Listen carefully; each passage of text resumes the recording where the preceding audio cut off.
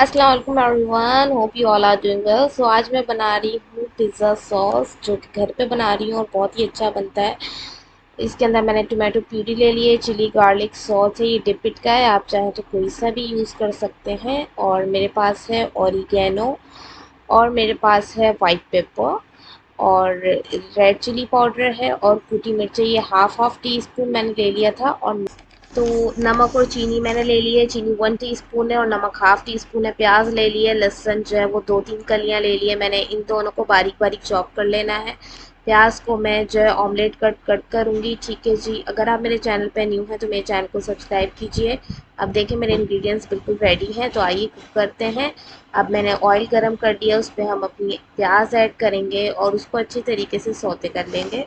अगर आप लोगों को मेरी रेसिपीज़ देखना पसंद है तो मेरे चैनल को ज़रूर सब्सक्राइब कीजिए, और बराबर में जो बेल आइकन है उसको दबाने से आपको सबसे पहले मेरी वीडियोस देखने मिलेगी। अब देखें मेरी प्याज जो सौते हो गई थी, तो मैंने इसके अंदर जो है लहसुन ऐड कर लिया है, इसको मैं थोड़ा सा सौते करूँगी। उसके बाद हम इसके अंदर अपनी टोमेटो प्यूरी ऐड कर लेंगे, और उसके बाद सारे स्पाइसेस ऐड कर लेंगे, नमक मिर्च चीनी और ऑरिगेनो भी डाल देंगे, और वाइट पेपर भी इसी पॉइंट पे हम ऐड कर लेंगे, और इसको मैं अच्छे तरीके से मिक्स कर लूँगी।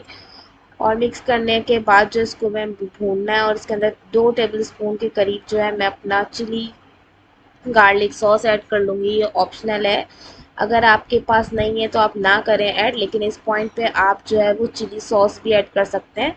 वो भी जो है इसमें अच्छा टेस्ट देगा। मेरे पास नहीं था तो मैंने चिली गार्लिक सॉस ऐड कर लिया। अब इसको अच्छे तरीके से कुक करूँगी, इतना कुक कर लूँगी इसका कलर जो है ना थोड़ा चेंज हो जाएगा, डार्क रेड हो जाएगा, और ये बहुत ज़्यादा थिक हो जाएगा। आप इसको स्टोर करके रखिए आराम से 1-2 महीने के लिए, और ये बहुत ज़्यादा ईजी है।